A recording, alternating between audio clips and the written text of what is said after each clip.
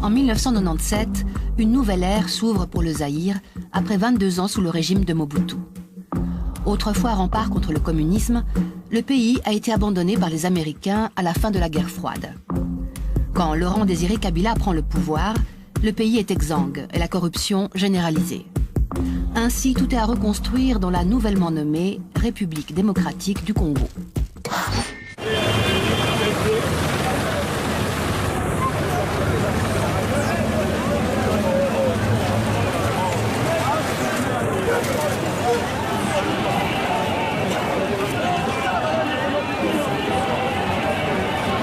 Quand vous me demandez ce qui me reste de la Suisse, c'est les montagnes que je vois. Même si elles ne sont pas enneigées, je les vois pleines de neige. La première chose, en tout cas, dont je me souviens très bien, c'est la première neige.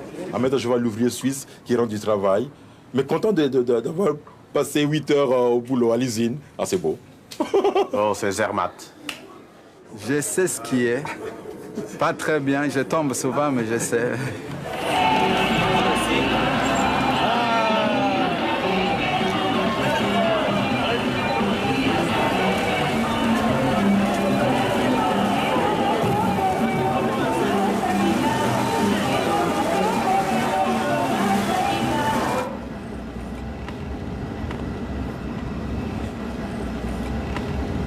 Donc maintenant, je suis en route vers Mova.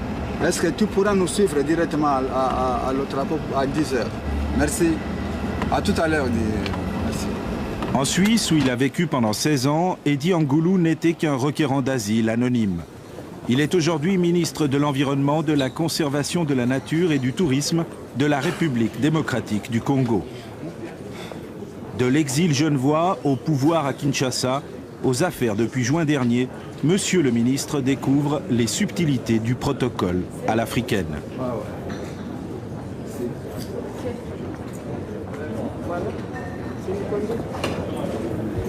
Comme pour beaucoup de ses collègues, l'exercice n'a rien d'évident. Les allées du nouveau pouvoir congolais fourmillent d'anciens opposants zaïrois. Après 15 ans, 20 ans d'exil en Suisse, en Allemagne, aux États-Unis, ils sont rentrés au pays à l'appel de Laurent Désiré Kabila. Kabila, le tombeur de Mobutu, le nouveau maître du Zaïre rebaptisé Congo. Le drapeau du pays a été remplacé par celui des années 60 et la zaïroise, l'ancien hymne national, a cédé sa place à la congolaise. Nous bâtirons un pays plus beau qu'avant, dans la paix, citoyen. Entonnez l'hymne sacré de notre solidarité. Congo, mon béni, Congo. Kabila, dont chaque discours sonne comme un défi à l'Occident. Vous savez que notre pays, qui a été et qui continue à être la victime des complots ourdis par des puissances camouflées, a démontré et continuera à démontrer qu'il préfère être pauvre et libre plutôt que riche et esclave.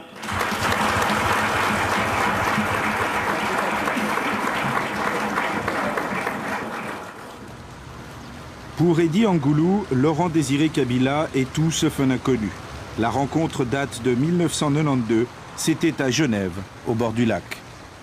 On s'est assis dans l'un des bancs, le banc qui est tout au bout là.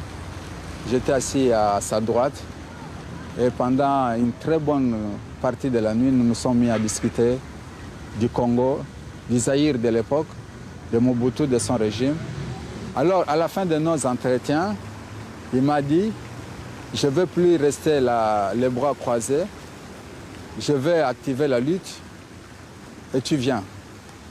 Si tu apprends que j'ai activé la lutte, tu viens. » Et je lui ai dit « Oui, je viendrai. »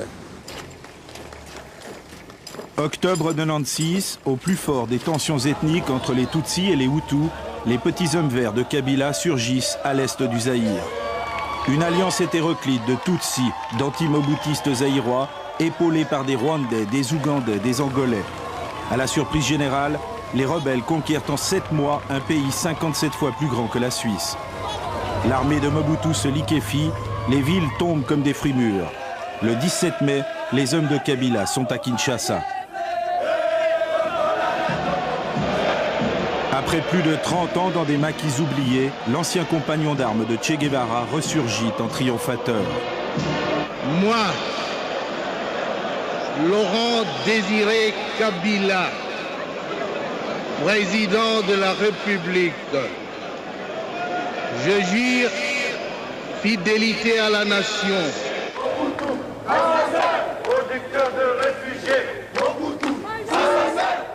En Suisse, la nouvelle de la chute de Mobutu éclate comme une divine surprise pour ces quelques centaines d'opposants zaïrois en exil qui, depuis des années, s'époumonaient en vain contre le maréchal président dans des manifestations clairsemées à Genève, Lausanne ou Berne.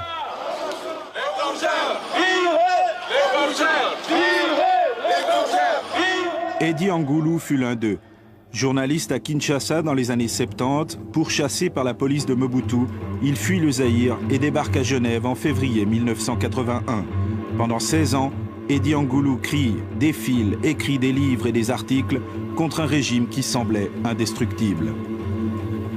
Ça a été un opposant d'une qualité quasiment diamantifère. Enfin, c'était un opposant très pur, chimiquement pur. Dans le sens qu'il ne s'est jamais départi, pas un seul instant, de son opposition et de principe et de cœur au régime zaïrois maintenant évacué, celui du maréchal Mobutu. Et ça, il ne s'est jamais démenti là-dessus, alors même que tout autour de lui, le grand jeu de ces 20 ou 25 années de pouvoir de Mobutu, ça a été de corrompre constamment les nouvelles formes d'opposition qui s'élevaient à l'étranger. Avec nous sur ce plateau, Eddie Angoulou, bonjour. Bonjour. Vous êtes le porte-parole en Europe de Laurent Désiré Kabila. L'alliance a progressé de façon inattendue. Dès le début de la guerre, Eddie Angoulou se rallie à Laurent Désiré Kabila. Il se rend au Zaïre, rencontre le chef des rebelles, puis revient en Suisse, court les plateaux de télévision et multiplie les interviews. Je me retire dans mon village avec... Le petit militant d'hier est devenu porte-parole de l'AFDL, l'Alliance des forces pour la libération du Congo. Une ascension au parfum de revanche sur des années difficiles. L'exil, c'est essentiellement beaucoup de souffrance, contrairement à ce que les gens pensent. C'est beaucoup de souffrance personnelle. C'est une série d'arrachements, c'est une série de frustrations, c'est une série de privations. Lorsque vous passez 10 ans comme requérant d'asile sans jamais qu'on tranche votre cas. Donc chaque jour, vous ne savez pas si à la boîte à lettres, la réponse est venue ou pas. Pendant 10 ans, c'est extrêmement long. Ça vous a pesé, ça? Beaucoup, oui, ça a pesé. Ça pèse beaucoup. Il a vécu en Suisse un de ces petits enfers ordinaires des exilés. On l'a jamais martyrisé, mais on l'a jamais opprimé, mais il a quand même vécu des années très difficiles. J'ai travaillé comme ouvrier, j'ai travaillé comme manutentionnaire. J'ai fait tout. J'ai travaillé comme petit bureaucrate. J'ai fait un peu de tout pour payer mes études, pour vivre. Et pour élever vos enfants? Et pour élever mes enfants, oui.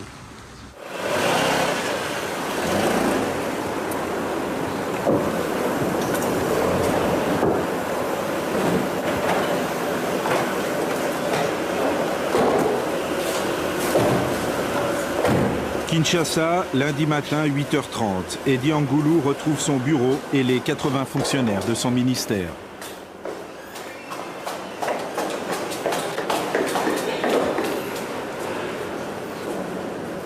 Là, c'est le bureau du ministre. Alors, ici, c'est l'antichambre, c'est son secrétariat. Et on a deux demoiselles et une dame. Donc, on commence par Madame Rose. C'est elle qui fait la plupart des travaux sur ordinateur. Elle a vécu à peu près 20 ans à Fribourg. Alors, ici, c'est le couloir. Juste ici, c'est le bureau du conseillers chargés des missions. Et ici, c'est la salle des réunions. Alors, c'est la salle des réunions, comme vous allez le constater. Hein. Et que toutes les chaises de la salle de réunion, pour l'instant, à l'état brut, nous servent à mettre ça dans les bureaux. Chaque fois quand on a des réunions, c'est que les hôtesses ont beaucoup de travail pour amener les chaises. Alors ne soyez pas surpris par la présence des militaires parce que lui, c'est le garde du corps de son Excellence. Et eux, c'est eux qui sont chargés de la sécurité du ministère. Ici, c'est le chargé de relations publiques, hein, le chargé de relations extérieures. Donc c'est normal que son bureau soit vide. Donc il ne peut pas être là. Et en face, là, nous avons l'intendance. Alors, bonjour, c'est le directeur qu'on a passé tout à l'heure au couloir. Le directeur Boussou. Dites-moi, monsieur, vous avez beaucoup de... C'est des archives? Oui, c'est bon, il y a des documents là-dedans, il y a certaines archives. Et qu'est-ce que vous avez dans ce coffre? Le bureau ici était d'abord un bureau d'un comptable. Et le comptable est parti. Maintenant, je garde les dossiers les plus précieux là-dedans. C'est ça, ce n'est pas l'argent, croyez-moi. C'est un autre pool de la dactylographie, donc qui entre plus dans le cadre de l'administration, hein, surtout de la direction humaine. Voilà. Il n'y a pas beaucoup de machines à écrire quand même dans ces bureaux. Hein. Ici, apparemment, ils en ont une, et j'espère que bientôt ils en auront plus, n'est-ce pas? Oui, oui. Voilà. Et ici, c'est le bureau de la caissière et le comptable. Alors c'est là où on met pratiquement presque tous nos matériaux, les photocopieuses et tout qu'on sort. Ça, c'est vous qui avez dû amener? Ouais, c'est nous qui avons amené ça aussi de la Suisse. Lorsque vous êtes arrivé, ouais. Il n'y avait rien? Il n'y avait pas de photocopieuse? Il n'y avait pas de photocopieuse, il n'y avait pas de machine. Il n'y avait rien. Il n'y avait rien. Même pas d'ordinateur. Sauf si un ordinateur hein, qui ne fonctionnait pas, qui était qu'un objet de décoration du bureau. Ça fait rire. Donc on avance et je vous présente... Ouais.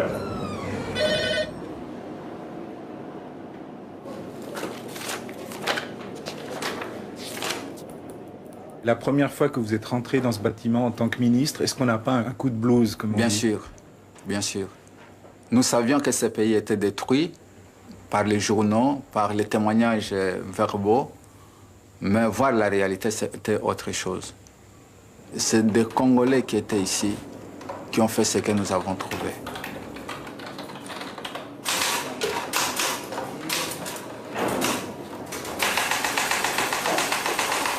Ça ne sert à rien de dire aux Congolais, relançons le tourisme, protégeons l'environnement, si les gens qui viennent le matin pour travailler sont debout, il n'y a pas de chaises, il n'y a pas de machine à écrire, il n'y a pas de traitement de texte, n'en parlons pas, il n'y a pas de fax, il n'y a rien.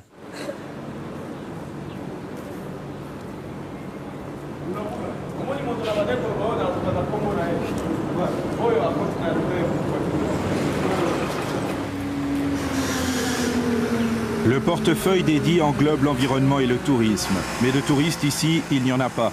D'ailleurs, ce n'est pas vraiment une priorité dans un pays où la vue d'un camion poubelle est un événement. Là, c'est un des rares camions qui est en marche. Alors, le directeur est passé ici. Il est en train de les rôder, en fait. Et il en a profité pour me le montrer.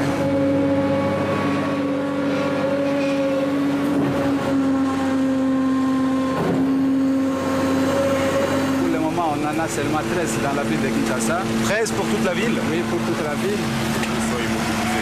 Qu'il faut immobiliser. Et avec ça, nous n'arrivons à ramasser que 1% des immondices de la ville.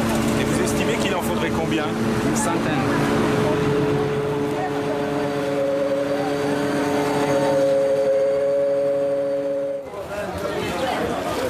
Alors ça, c'est le quartier que vous fréquentiez quand vous étiez jeune? Oui, oui, vous voyez, c'est comme s'il y avait tremblement de terre ou la guerre civile, je sais pas moi quoi. Moi, je sais pas, moi je tombe des nues, j'arrive pas à expliquer. Pourtant, il y a quelques années, à l'époque coloniale, tout était asphalté. Voilà, tout était asphalté, il n'y a plus rien. Mais depuis 4 mois que le nouveau régime est là, vous auriez pu les enlever, ces voitures. Mais mon cher ami, c'est vrai, vous avez raison, mais ça ne peut pas se faire en un jour. Il faut d'abord qu'il y ait du matériel. On ne va pas le faire avec les mains. Et c'est pas seulement ici, c'est tout Kinshasa. On va aller, il y a l'université qui est pourrie, il y a le centre-ville qui est pourri. Partout, il n'y a rien. Mais maintenant, on ne sait même pas où commencer. On ne sait pas par où commencer. Compagnon d'exil d'Eddie Angoulou, José Mutombo a vécu 20 ans à Genève. D'abord étudiant, puis commerçant prospère, ce vieil opposant à Mobutu a tout quitté pour rentrer au Congo. Mais à 46 ans, José ne reconnaît plus la Kinshasa de son enfance.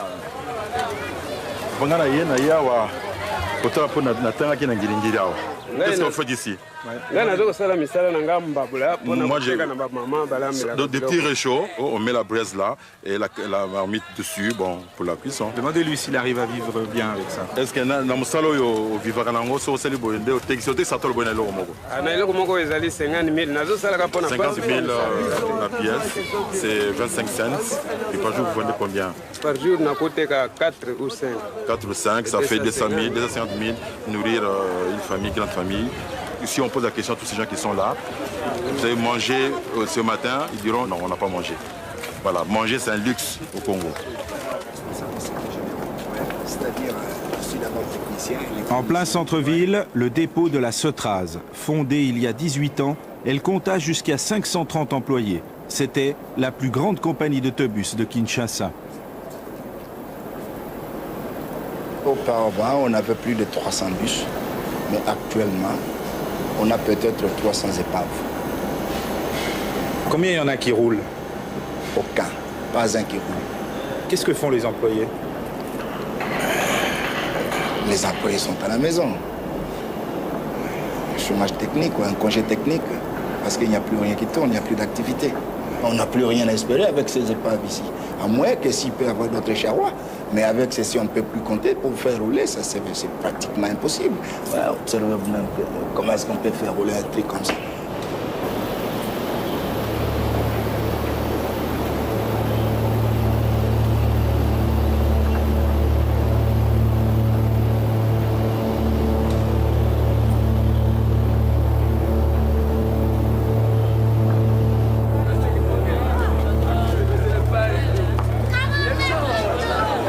Mobutu laisse derrière lui un pays exsangue. Les caisses de l'État sont vides, 14 milliards de dollars de dette extérieure et une inflation qui, depuis 1990, frôlait les 5000% par an.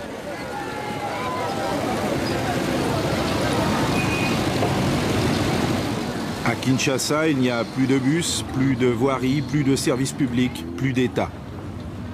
32 ans de gabegie et de corruption effrénée ont transformé la capitale d'un pays richissime en matières premières en un chaos urbain démentiel, ingérable, où se débattent désespérément les 6 millions de Kinois.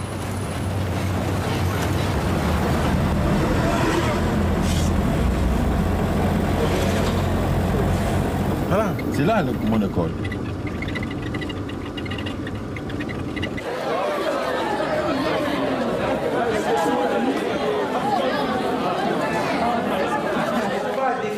Une propriété qui est commune à tous ces éléments. On a dit pour définir en extension. Donc un ensemble est représenté de deux manières, soit par une ligne fermée qu'on appelle le diagramme de Vénélaire. Bonjour. Veuillez vous asseoir. Je peux vous mettre derrière si jamais. Oui. Je vais suivre le cours aussi, moi. Moi, je vais suivre mon cours aussi. Qu'est-ce que vous ressentez quand vous êtes assis ici? Ça vous rappelle votre jeunesse? Non, je sens d'abord l'amertume. L'amertume. Et j'ai dit, j'ai bien fait de m'opposer contre Mobutu. Pourquoi? Parce que ça, c'est méchant. C'est méchant. Ça a beaucoup changé par rapport à l'époque où vous étiez élève ici? Ça, c'est pas les changements, c'est la métamorphose.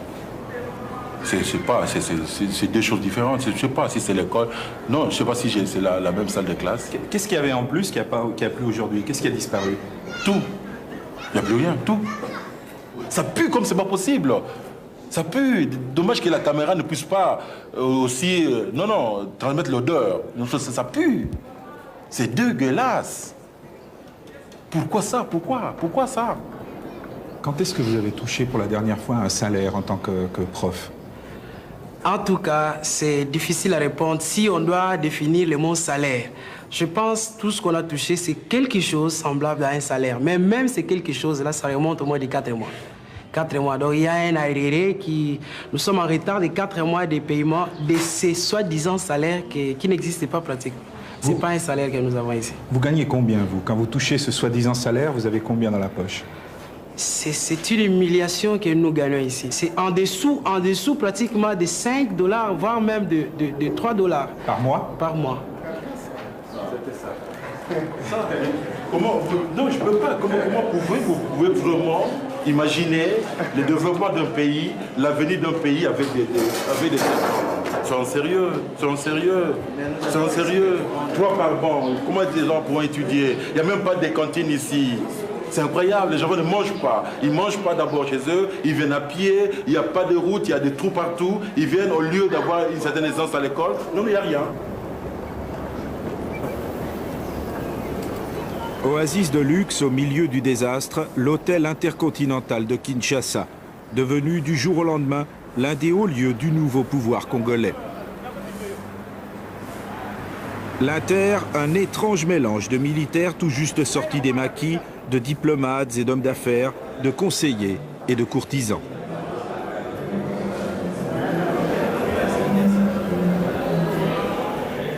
Six des 23 ministres de Kabila logent ici, au milieu des dizaines de Zaïrois du monde entier fraîchement rentrés d'exil.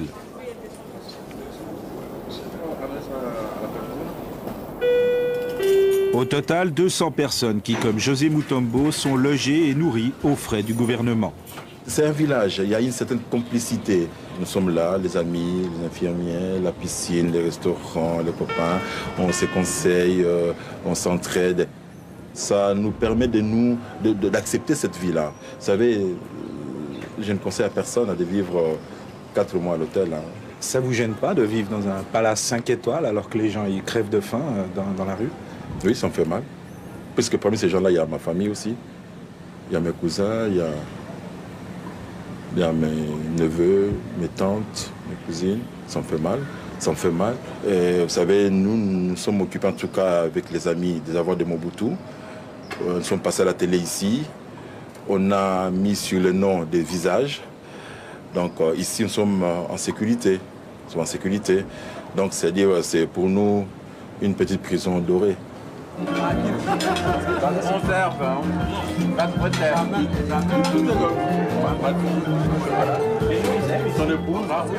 Ghislain Demofiké est juriste. Avec José Mutombo, ils ont bataillé ferme pour tenter de retrouver les avoirs de Mobutu, de Berne à Kinshasa en passant par Savigny. Depuis, pour eux, à l'Inter, c'est l'attente. Je n'ai pas de poste. Je suis cadre à la présidence, je suis à la réserve de la République. Et je fais partie d'une équipe qui a fait un travail quantifiable, et qui a impressionné plus d'un, qui est prise en considération par le président. Et le président m'a dit, je suis à ma disposition. Je suis à sa disposition.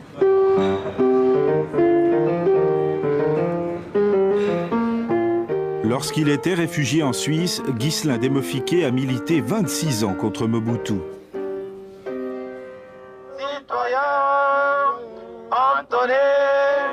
L'hymne sacré de notre solidarité. Le 22 mars dernier, il était encore à Genève, place des Nations, dans cette manifestation de soutien à Kabila, aux côtés d'un certain Eddie Angoulou. Bien-aimé Congo pour toujours.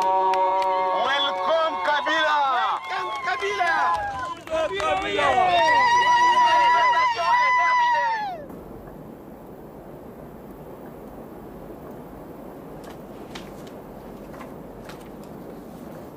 Comme tant d'autres intellectuels congolais en exil, Ghislain le Genevois a fait ses valises le 1er juin et s'est installé à l'Intercontinental. Voilà, oui.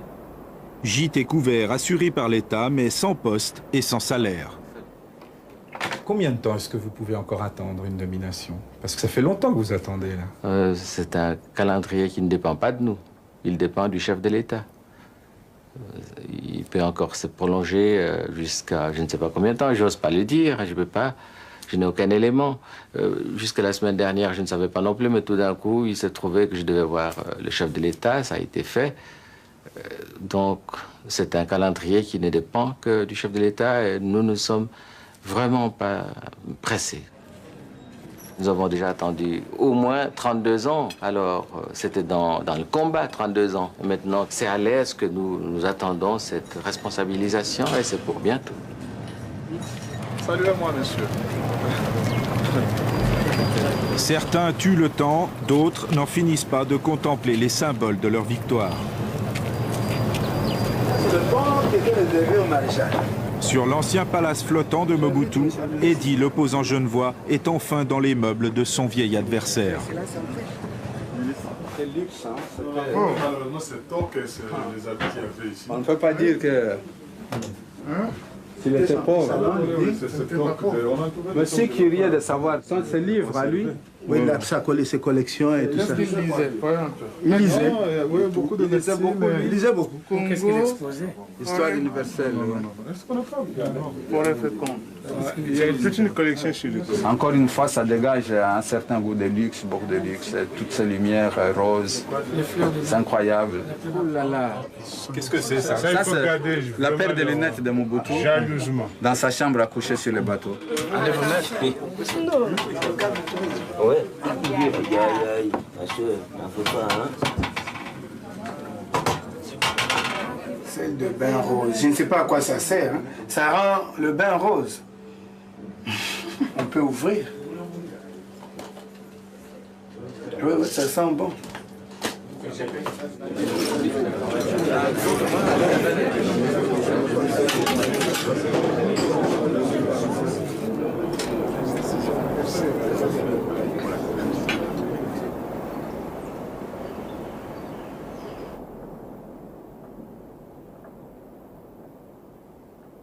Je ne sors pratiquement pas. C'est vraiment hôtel, voiture, bureau, boulot et le reste, le sommeil. Je vous assure que la vie à l'hôtel, ça me pèse. À l'hôtel, on est confiné. Ensuite, on n'est pas chez soi. On a l'impression que vous êtes souvent assez seul. Est-ce que c'est juste comme sentiment? Quelque part, oui. C'est-à-dire qu'il y a effectivement une solitude liée, je crois, aux fonctions qui sont les nôtres. Nous avons conscience qu'autour du chef de l'État, nous sommes 23 Congolais qui avons en fait la responsabilité de cet immense pays, de le pousser de l'avant. Et je crois que on se sent par moments et très souvent très très seul, parce que les vraies amitiés, en général, ce sont celles qu'on avait avant. Oui, toujours. J'ai appris à être seul plutôt depuis l'Europe. Je ne supporte pas toujours la solitude, j'aime pas beaucoup ça. Mais on l'a choisi pas, parfois on l'a subi. Et l'éloignement avec votre famille? C'est extrêmement pesant. C'est très très pesant. Bon, les téléphones coûtent cher, je ne peux pas les appeler tous les jours. Mais c'est vraiment dur, parce que je serais très content qu'après une très longue journée de revenir, de retrouver mon épouse et mes enfants. Mais je crois que c'est une situation qui est provisoire. Alors, comme elle est provisoire, j'ai beaucoup, beaucoup d'espoir.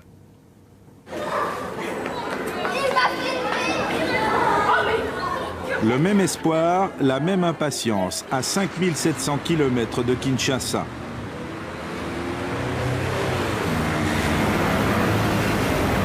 Le 15 décembre prochain, si tout va bien, Cécile Angoulou et ses 2 enfants quitteront définitivement leur petit appartement genevois. Attends, quand ça? Moi, je pourrais pas parce que tu sais, c'est à midi parce que moi, aujourd'hui, je vais y aller au cirque l'après-midi.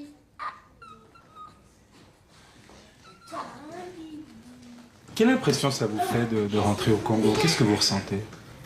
Ouais. C'est mon pays, mais après 7 ans ici, ça fait quand même quelque chose. J'ai connu beaucoup de gens ici, des gens très gentils.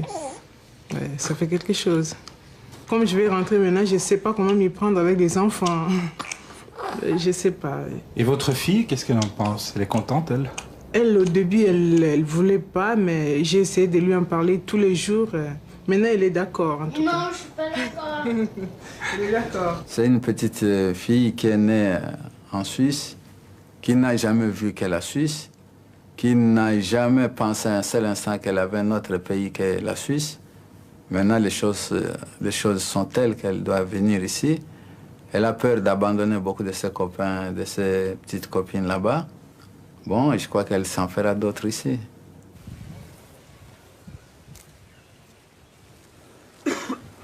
Monsieur le chef du protocole, on est où ici? On est au quartier Ma Campagne. Précisément ici, c'est la maison qu'on est en train de déménager pour son Excellence le ministre de l'Environnement, M. Idi Angoulou. Et vous connaissez un peu l'histoire de cette maison?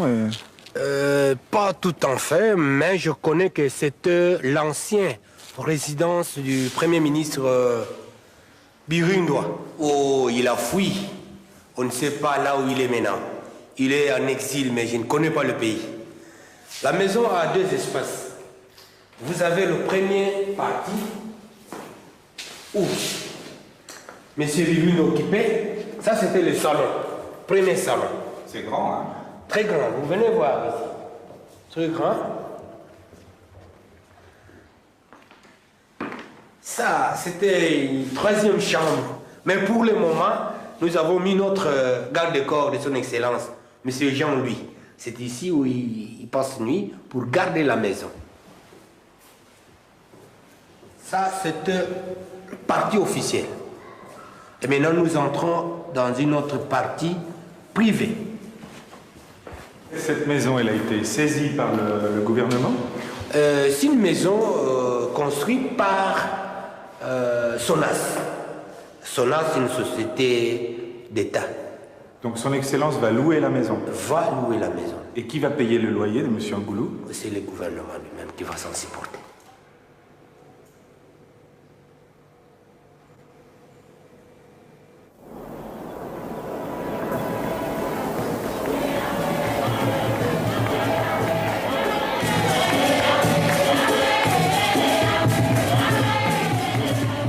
La victoire, la promesse de poste et d'honneur à conquérir ont aiguisé de solides appétits chez certains Congolais de la diaspora.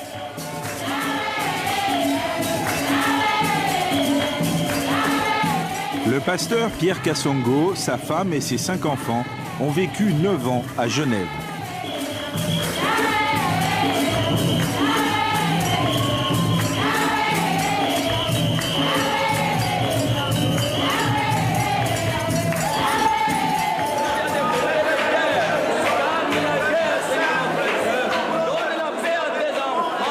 Un curieux pasteur que ce diplômé en ressources humaines, qui travailla un temps dans l'import-export et fonda à Genève une église africaine protestante.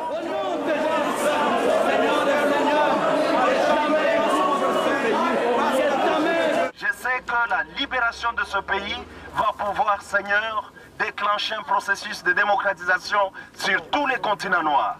Le pasteur Kassongo était là à Genève, ce fameux 22 mars 97, pour soutenir la lutte de Kabila. Le mégaphone à la main est déjà une idée assez personnelle du rôle d'un homme d'église en politique. Maintenant, notre tour est venu de gouverner avec Dieu. Alléluia!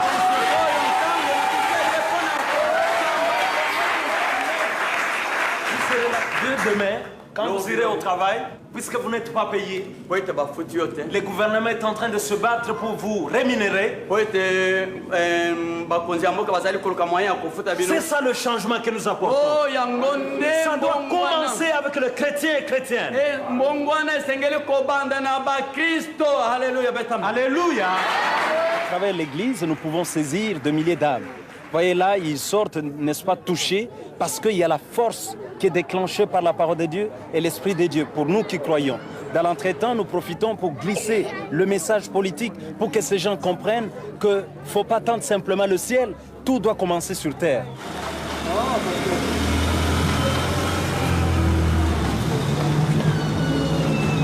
Arrivé à Kinshasa le 13 juillet dernier, le pasteur Kassongo n'a pas perdu son temps pour approcher l'entourage du président. Il est aujourd'hui conseiller en ressources humaines, en stratégie et en renseignement. Récit d'une ascension fulgurante. Mes collègues pasteurs, peut-être qui suivront, savent que j'ai une forte personnalité, ça il faut le reconnaître. Les amis suisses le savent aussi, j'ai une forte personnalité. Et d'un côté, j'ai aussi mon côté humoriste. J'aime bien approcher les contacts humains, j'ai la facilité aussi. Mais si vous restez là comme un petit général, attendre le petit déjeuner dans son petit coin à l'Inter, mais il faut dire que le ciel ne tombera jamais sur la table. Il faut aller à la rencontre des autres, même le plus moins utile. Moi j'ai commencé d'abord avec le planton, celui qui se tient à la porte du président, dire merci, bonjour, merci de m'avoir reçu, merci de m'avoir permis de rencontrer tel. Et puis j'ai posé des questions, mais qui est plus influent ici? Et puis là, on me disait par exemple, oui, celui-là, si vous le rencontrez, il va vous amener tout chez le président, et vous aurez... Et c'est comme ça que j'ai le privilège d'être reçu 2 fois déjà, avant de commencer ce petit boulot, en attendant mon affectation, parce qu'il ne voulait pas que je traîne. Donc il ne faut pas avoir peur de s'imposer. Il ne faut pas avoir peur de s'imposer et surtout rester modeste.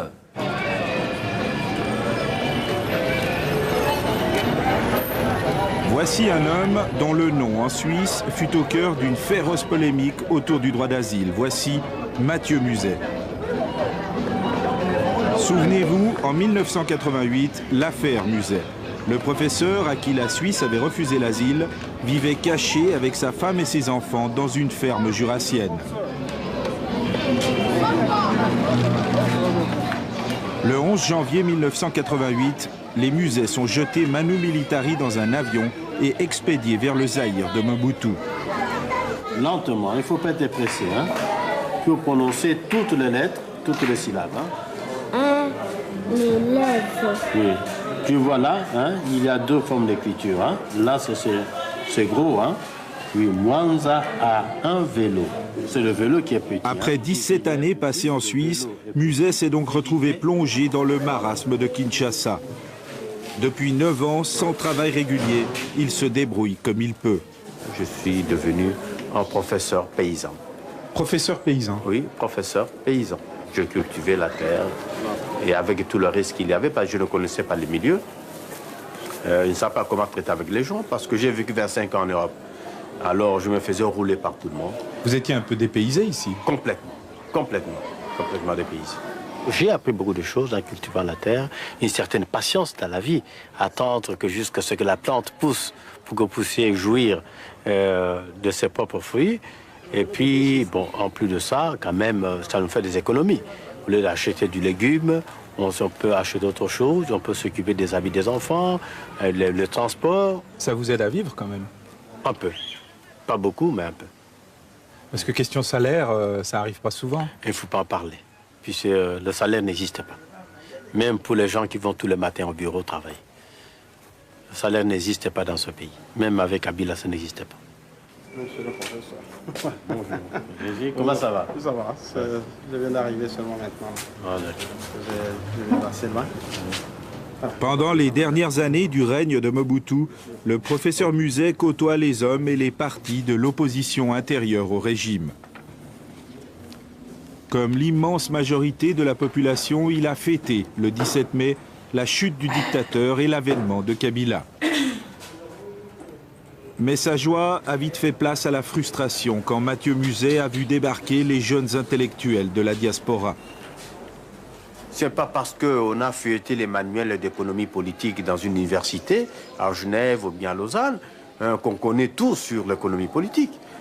Je crois, comme je dis, c'est une naïveté énorme et la situation doit les dépasser parce que même mentalement, ils ne sont pas en mesure de gérer ce pays. Vous avez l'impression qu'il y a un certain mépris de ces gens-là par rapport aux Congolais qui ont souffert ici? Oui. Ça, c'est une certaine arrogance. Autrement, ils ne seraient pas allés à l'hôtel intercontinental. Ça vous choque qu'ils soient à l'hôtel? Oui, ça me choque parce qu'ils sont en train de se marginaliser.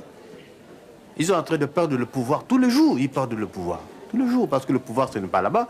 Le pouvoir, là où vous vous trouvez, à la cité, chez les pauvres gens, c'est ça le pouvoir. Je ne veux pas être prophète, mais ils n'ont pas d'avenir dans ce pays. Parce qu'une moindre crise, ils seront tous balayés. Et peut-être, il faudrait demander à la généreuse mère Helvétie de préparer peut-être des couches pour eux. Parce qu'ils ne vont pas tenir le coup. Une moins de crise, ils devraient pas, parce qu'ils n'ont pas d'assises, ils n'ont pas de racines.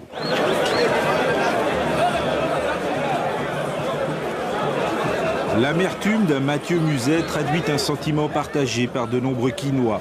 Malgré leurs fréquentes apparitions en public, l'intégration de ces jeunes inconnus devenus ministres ne va décidément pas de soi.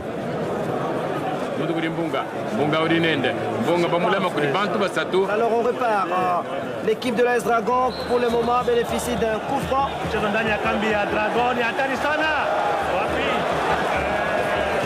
La greffe prend mal entre une population avide de changements rapides et des élites formées en Europe et aux États-Unis. Est-ce que le fait que vous et beaucoup d'entre vous veniez de la diaspora, c'est-à-dire de l'étranger, est-ce que c'est pas un handicap par rapport aux réalités du pays? Non, d'abord nous sommes des Congolais. Ça, et puis, le mot diaspora ici, je ne l'aime pas beaucoup. Parce qu'une fois qu'on rentre ici, nous rentrons chez nous. Mais je crois que la différence, nous avions l'inconvénient, c'est d'être loin et d'être un peu coupé de la réalité du pays. Ça, c'est vrai. Vous étiez un peu dépaysé? Je le sens, mais, oui, tout à fait. Je le sens par rapport... Dépaysé, c'est peut-être pas le mot. Coupé de certains faits, oui. Et en même temps, nous étions très préservés par une gangrène qui a sévi ici, à savoir la corruption. Vous savez, pour entrer dans ce bureau, les gens payaient. Ils payaient de l'argent au chef du protocole. Aujourd'hui, pour voir un ministre ou un délégué général dans une société, il faut seulement de la patience. Et les gens ont oublié tout ça. Pour faire mieux que Mobutu, il ne faut pas beaucoup d'efforts. Il faut être correct, simplement.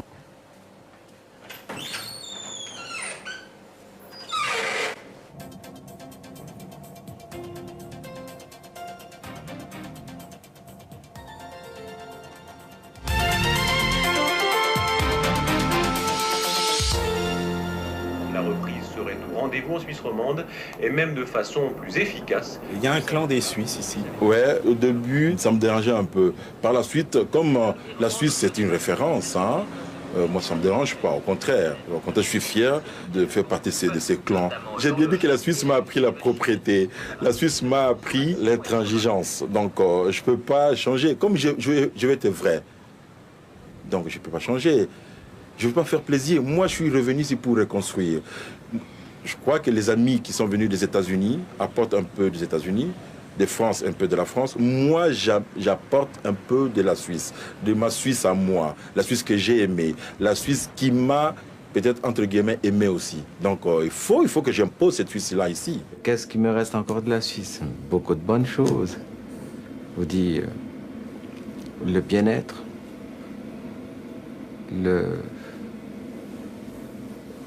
l'esthétisme de la ville, l'hygiène dans des hôpitaux. Voilà, c'est à quoi nous aspirons. Je crois, j'espère, un petit sens d'organisation, j'espère. Mais j'ai gardé cela, je pense. Un certain sens d'organisation. Je crois une certaine, j'espère une certaine intégrité. Ça, c'est des choses auxquelles je tiens beaucoup.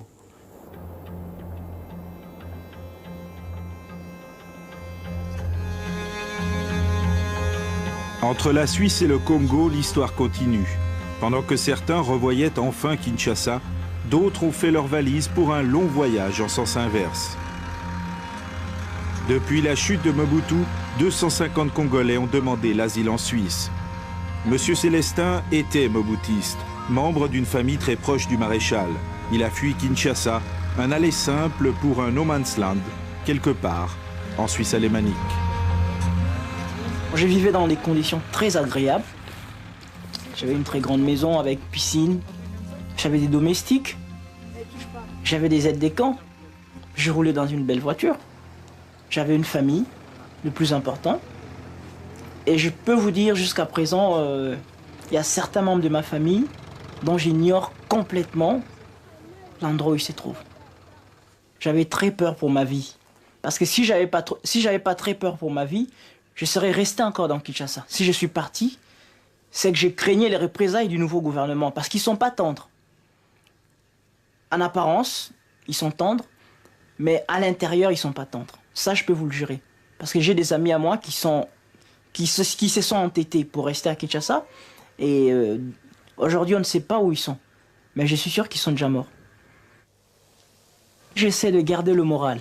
D'après les conditions de vie que j'avais à Kinshasa, ça n'a rien à voir. Je peux vous le jurer, puisque je vis complètement dans un endroit éloigné de la ville. Je suis entouré des gens qui ne parlent même pas le français. Vous étiez en haut et vous vous retrouvez en bas. C'est ça le plus difficile à vivre. Je suis devenu faible. Je peux me faire insulter, personne ne peut savoir qui je suis. Je passe dans la rue, on peut cracher sur moi. Mais je peux vous le dire, il y a quelques mois passés, personne n'aurait pu me faire ça. Vous vous sentez humilié de vivre cette situation ici en Suisse? J'aurais pu me sentir humilié dans Kinshasa. Mais à l'étranger, je connais personne, personne ne m'y connaît. Donc c'est passable.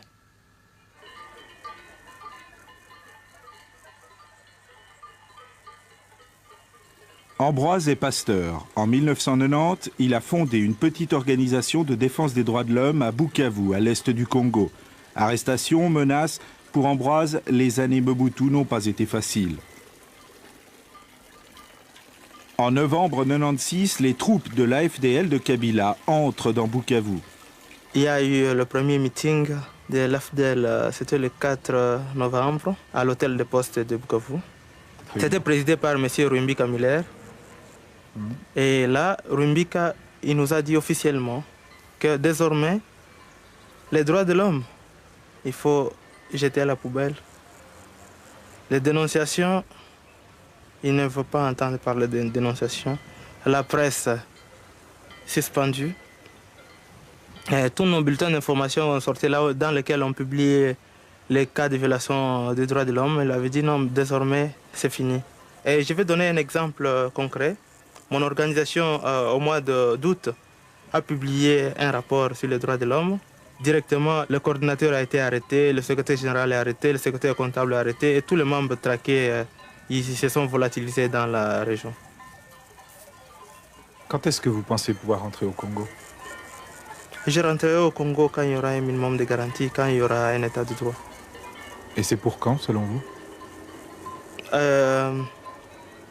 Ça peut être aujourd'hui, cet après-midi ou après 100 ans.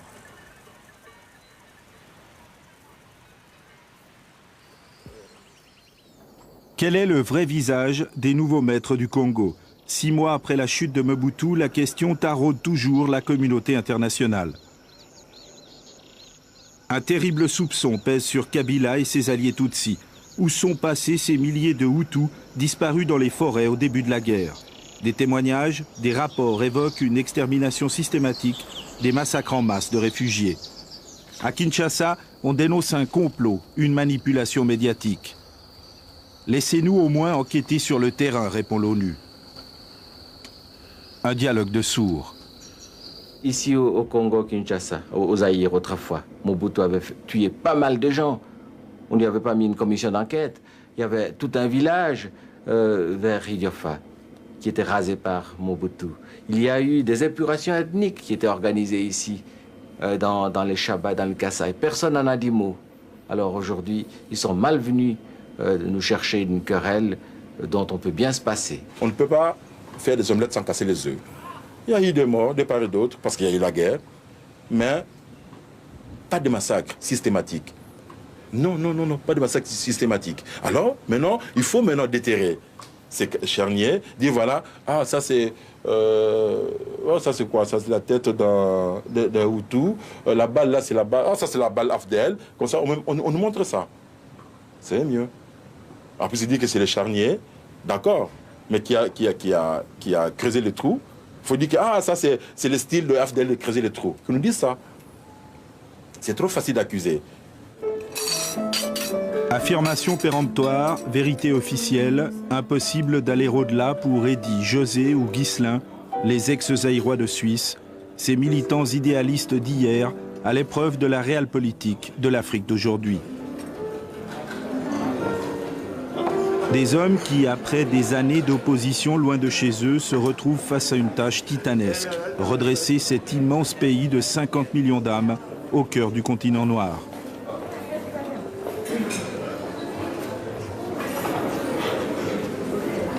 Des hommes qui ont tout misé, qui jouent leur destin sur leur foi en Kabila. L'avenir dira, demain ou dans 100 ans, s'ils peuvent gagner ce pari.